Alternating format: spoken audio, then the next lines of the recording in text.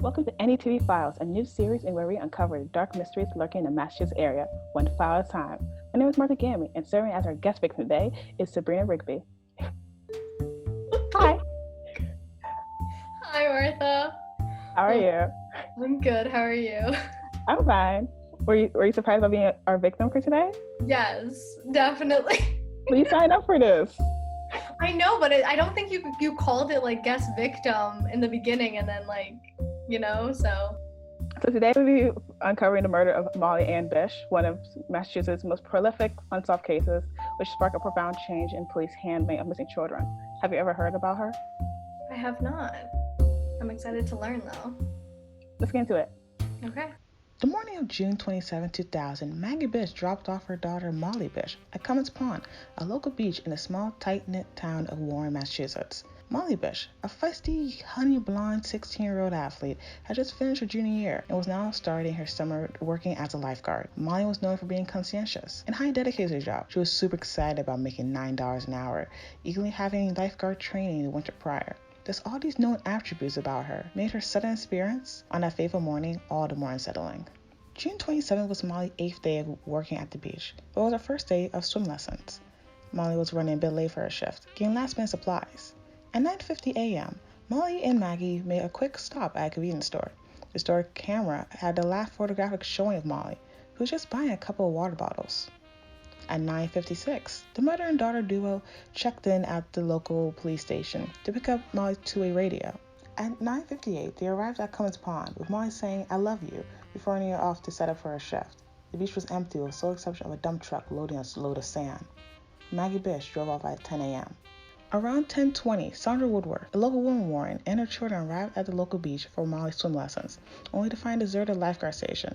The item presents were an open first aid kit, a towel draped over a bleach chair with a whistle wrapped around its arm, a pair of sandals on the ground, and a Poland Springs water bottle. Molly herself was nowhere to be found.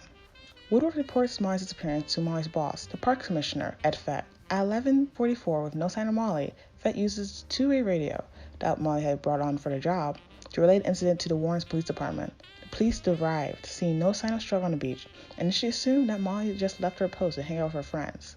But after 3 hours in, and still no Molly, the police decided to call in Molly's mother, Maggie. So just like 3 hours in, no one. She's just gone, missing. Mm-hmm. So it's a bit, I don't know. I would think they would have called her a bit earlier, in my opinion. Yeah, same. I was gonna say like she's a minor. Exactly. And 3 hours to call her parents. Like whenever a minor is like reported missing, like legit, it's like you call their parents almost immediately. Like Exactly. You start to like look for them. You don't assume that they're being rebellious. Like Yeah, and this was like early 2000s, so I don't know if that would be a big change. Like, I don't know. I felt like even during the 21st century, we'll have like more concern against missing children's cases. exactly. But I don't know. I found it very strange that 3 hours she's gone and no one's decided to call her mom. That's weird. Like I know like adults, it's like you have to wait like 24 or like 48 hours. But like when it's a kid, like you do it almost immediately, especially with like the whole like alert system that's like on everyone's phone where like you get an Amber Alert and everything. Exactly. But also Amber, well, we'll learn later, but Amber Alert was not even established during that time. So that was not even a concern yet. But like still 3 hours for a kid, Yeah. That's a really long time. That's crazy. The Bish family refused to believe that Molly simply just up and left her shift, a trait so uncharacteristic for a responsible young girl. The local police began to believe in the family's intuition, and by that late afternoon allowed the Massachusetts State Police to take over the investigation. The state police believed that perhaps Molly was a giant victim, which could explain why her sands were still on the beach. However, once again, the Bish family disputed the claim, rejecting the possibility that Molly, an athlete and lifeguard, would drown. The Massachusetts State Police searched for several hours into the night, and into the next day scavenging the nearby forest, while the police focused their investigation on local residents as suspects. Maggie and John Bish, Molly's parents, thought otherwise, with John stating, "I don't believe any of these people around here were involved in this. This is the work of a professional who knew what he was doing." In fact, Maggie believed that she may have seen the man who abducted her daughter just a day before her disappearance. June 26, 2000, Maggie spoke of seeing a man sitting alone in a white car in the parking lot when she dropped off Maggie for work. She described the man as between maybe 45 and 55, with dark salt and pepper hair, dark eyes, a mustache, and smoking a cigarette. He was dubbed as the White Car Man. Maggie noticed the stranger glaring at Molly, Maggie got out of her car to help Molly for the upcoming shift, then returned to find the man still there, still smoking on a cigarette. Maggie and the mysterious man locked eyes, with Maggie trying to scare away to the man, but to no avail. She waited for 20 minutes, when finally the man drove off. The witnesses of the area also confirmed the whereabouts of the suspicious man and his white car in the vicinity of Cummins Pond. Whereabouts include a car wash at the base of the Cummins Pond and at the end of the trail from the beach to the cemetery. John Cohn, the district attorney of the case, pursued the white car theory, and his team did a cursory search of around 125 white cars. This case grew in publicity, with people all over the country providing tips about the man. This all led to what John Bish Sr. to admit having too many suspects. But there was no discriminating lead to point in the direction of Molly's disappearance. Despite the growing list of suspects, however, the state police were consistently at a dead end. The only trace you can gather about the offender was that he must have knew Cummins Pond well, knew the forest and fishing area, being a fisherman or a hunter, had a history of violence towards women, and knew of Molly's schedule, since, as previously mentioned, Molly had only worked there for 8 days before her disappearance. However, no more credible leads. State police, who were living at the headquarters in Warren for months, had to drive back to Worcester to continue investigations as months, then years passed by. Yeah, all that can make me think of is like, you know, kind of like a snatching or like somebody, you know, taking her. But the fact that there were, I mean, as far as like you told me for the background, nobody really mentioned any like signs of a struggle or anything like that. Makes me a little bit suspicious that she didn't know who took her. Yeah, it's also the open first aid kit Yeah. of like something. I was like, oh, she's helping somebody, or like someone said, oh, I needed help, and then I was like, yeah, the whole background of the case is very peculiar of how what was the interaction between Molly and the offender. yeah. Just a lot, like you said, there's a lot of like weird aspects of it. Made it very weird what happened. So next is like 3 years later. 2003. 3 years after Molly's disappearance, finally, a big break comes in the form of Timmy Tim McGeown. McGeown was a former police officer, obsessed with the abduction of a young girl that took place 7 years prior to Molly's abduction, Holly Peranian.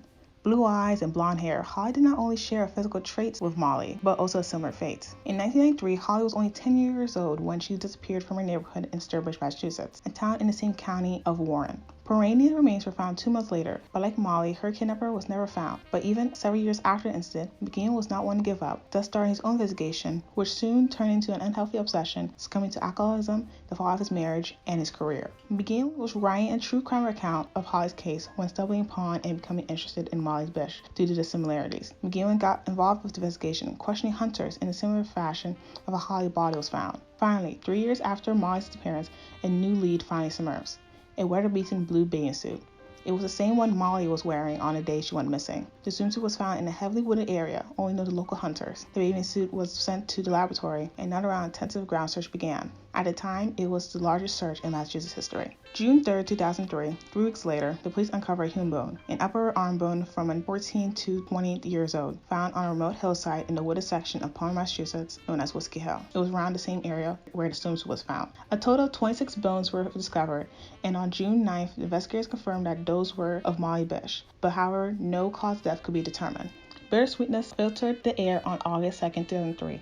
A day that would have been Molly's 20th birthday was the day of her burial. Her family said their goodbyes by burying her remains in a baby basket, not knowing who killed their beloved daughter. Their whole guesses throughout it was a bit very strange, especially for police work. But I was like, maybe they were like, at one point they were overwhelmed with tips, so they were like searching, like taking each tip seriously, and maybe that led them astray to what's maybe right in front of them.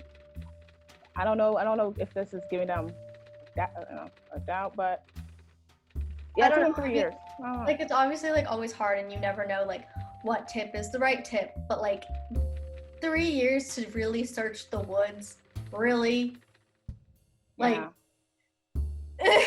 yeah, yeah, but yeah. But let's get to their suspects of who they were actually searching into to see if we could solve it or something. I don't know, 3 years, it's been, 20 years? Yeah. Yeah. Okay. For a disclaimer, the 3 suspects I will speak of were not the only suspects in the case, as many others were questioned. In the beginning of the investigation, the police interrogated local sex offenders. The police took several of them into the station to take polygraphs. Some showed signs of deception when questioned, but that wasn't a decisive factor to prove that they were the guilty party. Out of the ones questioned, the police interviewed 52-year-old Rochester native Oscar Balargian. Balargian was a convicted child rapist, guilty for rape and indecent assault and battery in 1991. He admittedly bears a striking resemblance to the sketch of the white car man and had once met Molly at his nephew's graduation party just weeks before she disappeared. Balargian was interviewed twice by the police about any involvement with her disappearance and had repeatedly denounced them. Even Maggie Bish, Molly's mother, had her doubts, remarking how much Balargian's hair differed from the composite sketch. I mean, it isn't too, I guess, large of a stretch to imagine that he could have been the guy, but like, I guess what shocks me more is the fact that like they let like a registered sex offender at a graduation or near that many kids. Like that to me is surprising that they were like, yes. I didn't think about the year. Children distance. Like no, you cannot. Yeah, I didn't think about the years. Like, yeah, that was like 1991. This was 2000. Like, still, who thinks that's not a good idea? Like, his nephew. I don't care. Like, even his crimes aren't things where it's like he didn't like these things. I mean, what he was obviously charged for, like. No. I don't know. Like, I'm going to assume that like whatever his case was, dude was guilty. And just to like, 9 years later be like, yes, you can go near children. Graduation party. Congratulate. Yeah. Our next suspect. God. Next up, we have Stephen Lucas, who was Molly's boyfriend. For 3 months, yeah. It's always like a boy. You know how it's always like a boyfriend, a husband scenario? You just had to pull one out, usually. Molly and Stephen were a happy couple despite their opposite personalities. Maggie, Molly's mother, described Stephen as a homebody and much quieter than the energetic and outgoing Molly. Although Maggie didn't approve of him with Molly, she admits that Stephen was never unkind or disrespectful to her or the family. On the day of Molly's disappearance, Stephen was at home. When the police interviewed him, they noticed that he had a cut on his lip and a missing eyebrow ring. According to Stephen, when he got out of bed, he accidentally hit himself against his bedroom door, thus cutting his lip. However, his friends tell a different story, with Stephen telling one of them that he had a cold sore on his lip. Thus, the inconsistencies raised some questions. A lot of Molly's friends, and even Stephen's friends, wanted to participate in the search. However, Stephen did not. Additionally, Thomas Green, of the investigation, states that Stephen wasn't cooperative with the law enforcement. However, regardless of the suspicions, the Bish family didn't believe that Stephen did it. Stephen went to the Bish family on their disappearance, and they don't believe that a teenage boy would have committed such a sociopathic act, but rather an intelligent predator. Furthermore, with a past polygraph and no evidence pointing to his name, Stephen was let go. 8 years after Molly's death, in 2008, Stephen Lucas, who was only 25 years old, died in a car accident, never knowing the whole story to what happened to his late girlfriend. The fact that he wasn't, I guess, super cooperative with the police and like super willing to help all the time, to me at least doesn't sound like someone who's like a criminal mastermind who would have killed his girlfriend. Because if he was, he probably would have been trying to get them off his tracks as fast as possible, not making himself seem more like a suspect. That's true. That is true. So like that's one thing. And then obviously like it is unfortunate that he did die before, they could figure out what happened in a car accident. But that was that kind of seemed like a waste of time probably by the police. His whole investigation was a bit, even finding more about how people thought he was suspect was even very hard to find out, very hard to uncover, because I guess his death was way more prevalent in the news stories as I could see. So I mean, it's very tragic that he was kind of blamed as maybe being a possible murderer, plus never knowing what happened to his girlfriend. So it's sad. Well, our final suspect is more recent to the investigations, and his name is Ronnie Stragner. Let me find that picture. And here you can see the comparison to him and the sketch. They could be twins. Possibly. Possible twins. Let's hear more about him. Our final suspect, one more recent investigation, is Ronnie Stragner. A local hunter and fisherman, Stragner lived near Warren for 20 years and strangely moved to Florida a year after Molly's disappearance. In 2008, Stagner was convicted for murdering his girlfriend, Crystal Morrison, and he was sentenced for 25 years in jail. The Massachusetts police connected Stagner with the Molly Bish case with a tip that refers to a conversation between Crystal and her sister, Bonnie M. Kiernan, a conversation that took place a week before Crystal's death. In the conversation, Crystal allegedly dropped hints that Stagner was not only involved in the Molly Bish case, but also Hollyporanians. His past was littered with violence, as told from 2 ex-wives and deceased girlfriend's sister. Additionally, he hunted in Whiskey Hill, the forest in Palmer where Molly's remains were found, and he fished at Cummins Pond, where Molly worked. Stein had a brother named Randy, who also lived in the Massachusetts area and was a person of interest in Hollyporanian's case, living down the road from where her body was found. Randy also used to drive a white car. Furthermore, there's a chance that Stagner and Molly may have crossed paths weeks before her disappearance, when Molly took classes at the YMCA to become a lifeguard. Stagner was just living a few blocks away from the YMCA, his house on the same street as the Institute. The two may have met when crossing roads. However, his past and coincidental set pieces were not enough to prosecute against him. Stagner himself, while pleading guilty to the murder of Crystal Morrison, denied any involvement with the Molly Bish case. His trailer in Florida went under forensic analysis, which included items such as hair decorations for young girls, something Crystal, an older woman, would not even wear. However, the evidence for DNA testing had come inconclusive, thus having no fingers pointed at Rodney Stagner. Who do you think, out of like the suspects that they had, who would you think is the most likely? Stagner just has so many coincidences. His brother owned a white car. This guy also knows the layout of Cummins Pond.